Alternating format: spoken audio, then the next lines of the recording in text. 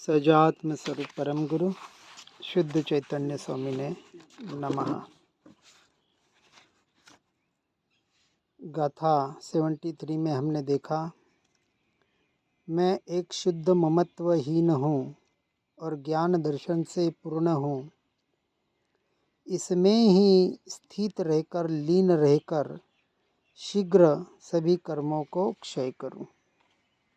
आगे कहते हैं, ये सर्व जीव निबद्ध अध्रुव शरणहीन अनित्य है।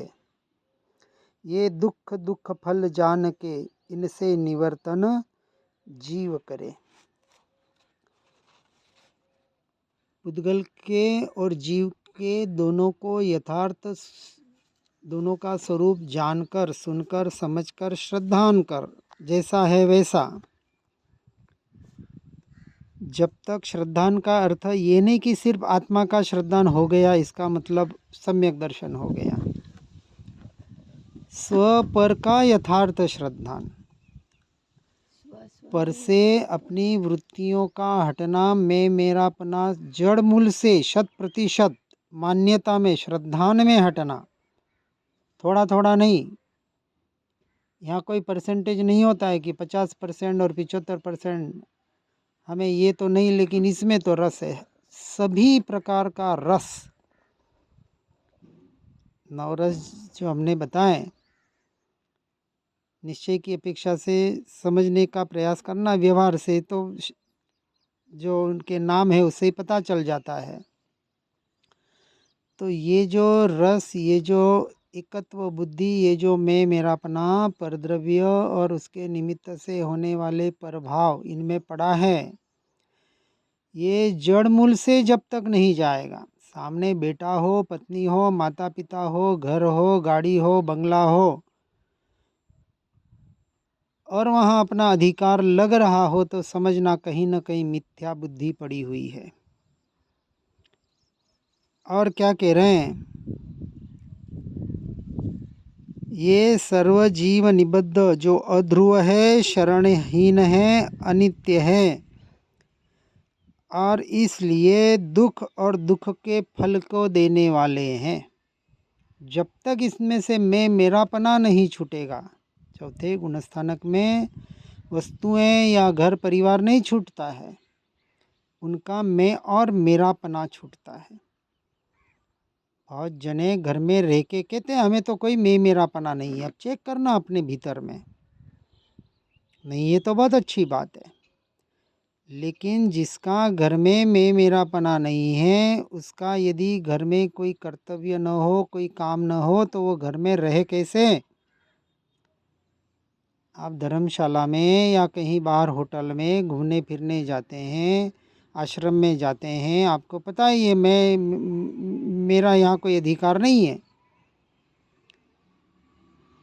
श्रद्धान में कितना पक्का पड़ा है? क्या ऐसा श्रद्धान घर में अपने कमरे में रहते हुए है क्या? अपने भीतर झांक के देखना। ऐसा विपरीत श्रद्धान इनसे निवर्तन जीव करें। जब तक इनसे निवृत्त नहीं होता है, इसलिए त्याग वैराग्य न चित्त में होवे न उसको ज्ञान। क्या कह रहे हैं ज्ञानी पुरुष? त्याग वैराग्य का व्यवहार की अपेक्षा से आदत डालनी पड़ेगी। ये वानप्रस्थ अवस्था कहो, जो भी कहो,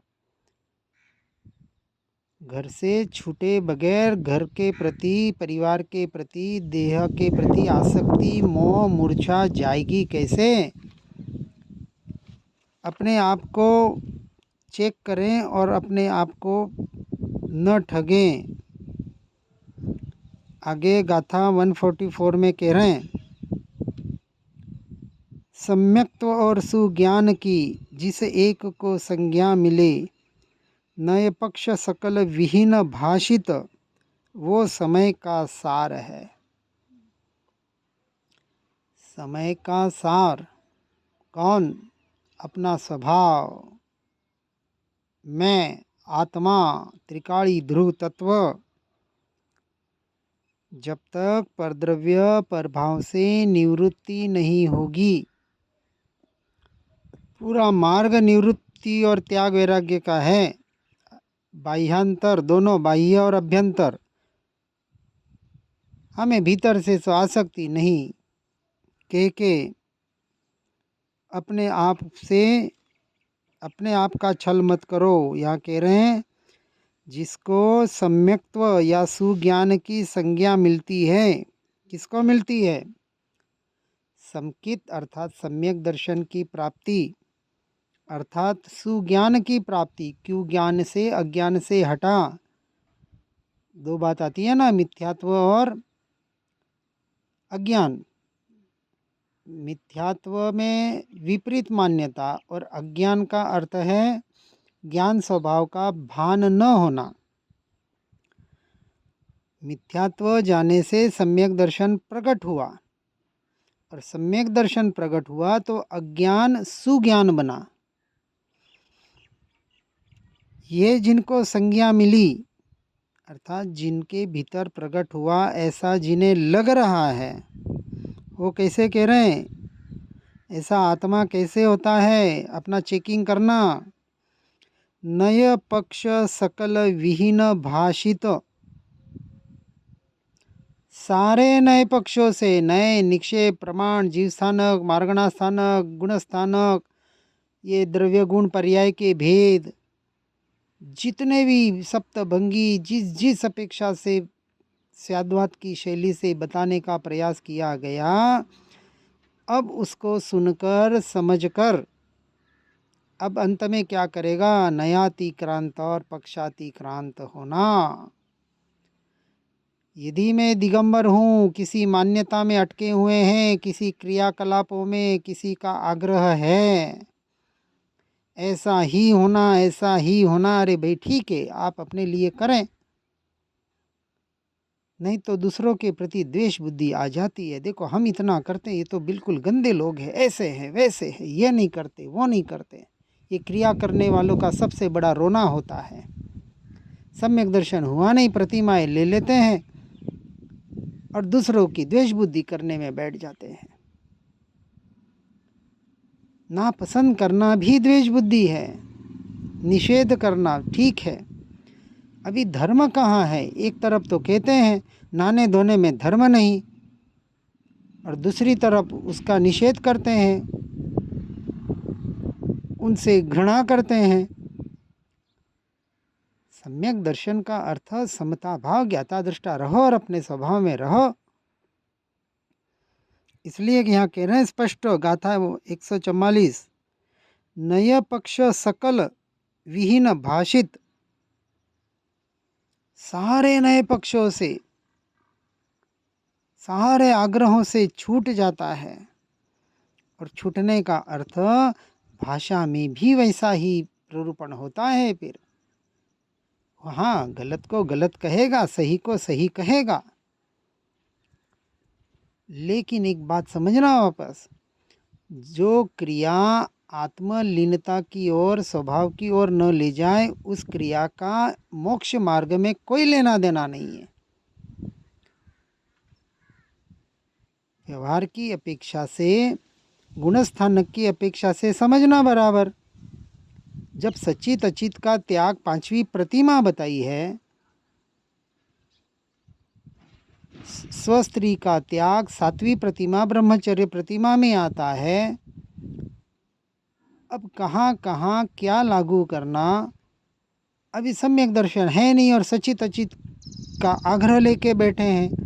हम नहीं कह रहे कुछ भी खाओ और कुछ कैसा भी वर्तन करो, लेकिन धर्म कहाँ है ये समझाने का यहाँ प्रयास किया जा रहा है।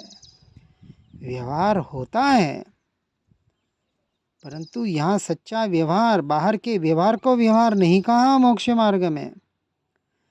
स्वाध्याय, सत्संग, भेद ज्ञान, भेद विज्ञान के माध्यम से अपने स्वरूप और स्वभाव की लीनता का पुरुषार्थ, यहाँ तक व्यवहार है। और निश्चय में तो लीनता है, आत्मलीनता में व्यवहार अंश मात्र भी नहीं है। देव गुरु शास्त्र का भी व्यवहार नहीं रहा तो दूसरों का व्यवहार कहाँ से रहेगा?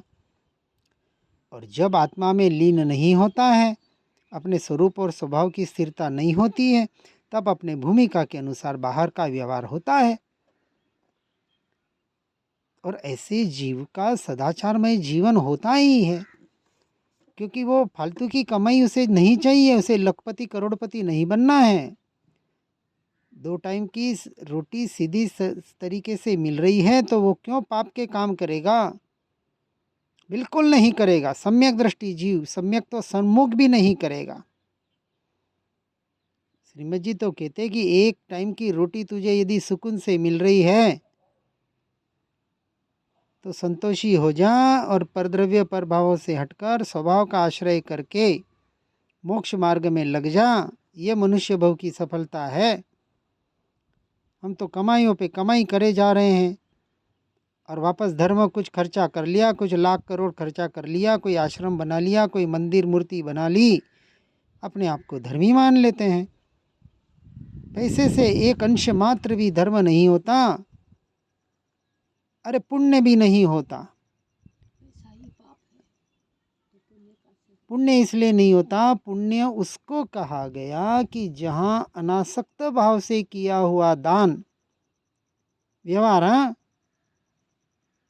एक हाथ से दे और दूसरे हाथ को पता भी न लगे, इसलिए गुप्त दान की महिमा बताई। ये भी स्थूल बाहर का व्यवहार कुछ अंशिक पुण्य बंधता है उससे, ऐसे गुप्त दान से। मूल तो 4 दान ही बताएं, आहार, औषधि, ज्ञान और अभय दान। इसके अलावा कोई दान के श्रेणी में आता ही नहीं है। ये अंग दान नहीं, ये रक्त दान नहीं, ये कन्या दान नहीं, ये कोई दान नहीं है। ये तो व्यवहार से सारे पाप बंधों के कारण है, या कुछ छोटा मोटा पुण्य बंधा देते हैं। यहाँ तो अनंतानुबंधी कषाय को काटने की बात चल रही है, मिथ्यात्व और अज्ञान दशा को मिटाने की चर्चा चल रही है। तो लक्ष्य उस दृष्टि से करना पड़ेगा। जब तक किसी भी नए पक्ष में है, दिगंबर ही सच्चा धर्म। ठीक है, अच्छी बात है। हम भी कहते हैं कि हमें भी इतनी जगह घूम के आए हैं, 8-10 जगह, लेकिन जो कुंद आचार्य ने बताया है वो हमें कहीं नहीं मिला। ठीक है, लेकिन उसका भी आग्रह होना। यह भी सत्याग्रह को भी जैन दर्शन हिंसा कहता है।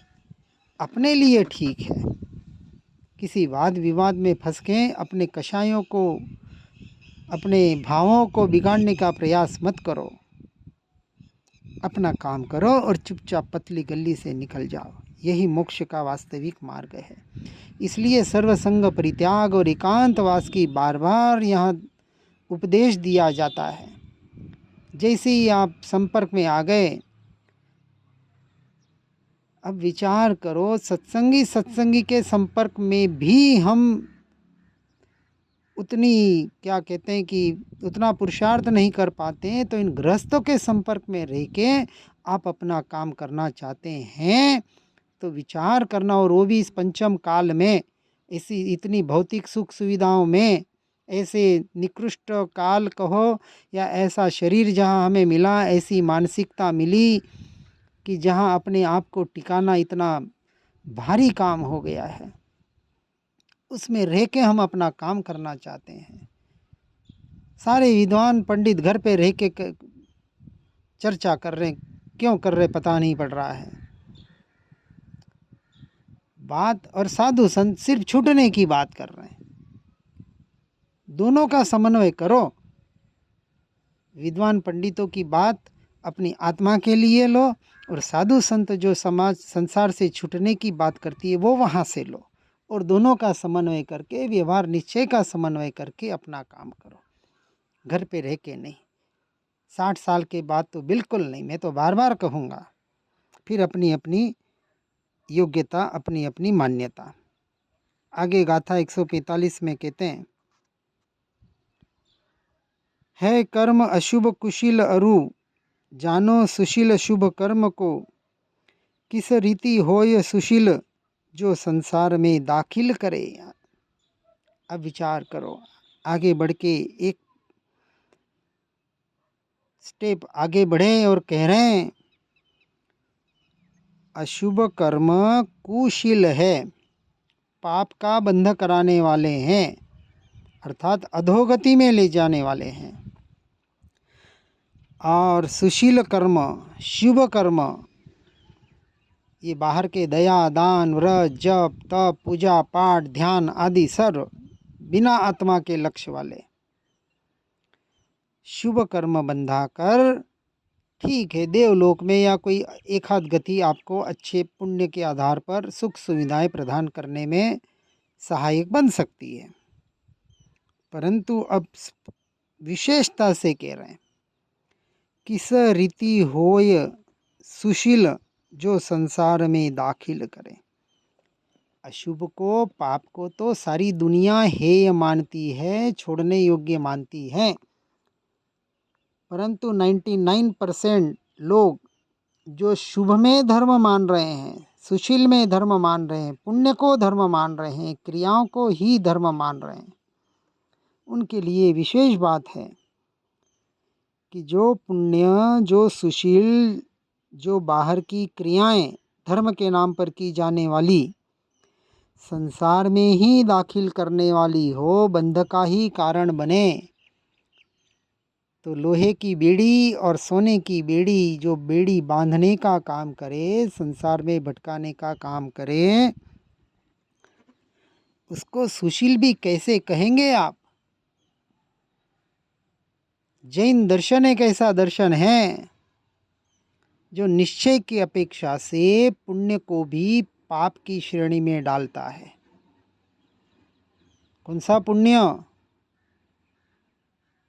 दया, दान, व्रत, जप, तप, शरीर के आधार पर, मन वचन काया के आधार पर, बिना आत्मा के लक्ष्य वाला,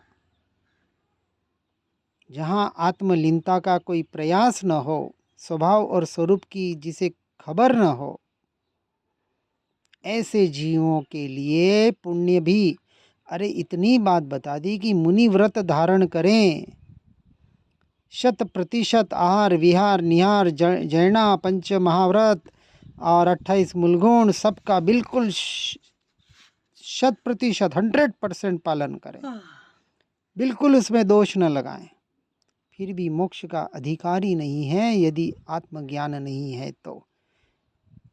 साधु का आचरण क्या बताया, चर्या क्या बताई? ये बाहर की चर्या नहीं है, अपने आत्मा में विचरण करना, यही एकमात्र साधु का लक्ष्य। छठे गुणस्थानक वर्ती भावलिंगी मुनि का 24 घंटे 24 आवर्स आत्मलीनता का ही पुरुषार्थ। और जब आत्मा में लीन नहीं हो पाते हैं, आहार विहार निहार की कुछ क्रियाएं होती है, उसमें भी अंतर्मुहूर्त आत्मा में लीन होने का पुरुषार्थ न हो तो छठा गुणस्थानक नहीं है। इसलिए उन्हें ये बाहर की क्रिया भी बोझ रूप लगती है। आहार के लिए जाते हैं, गोचरी के लिए निकलना भी उनको बोझा लगता है।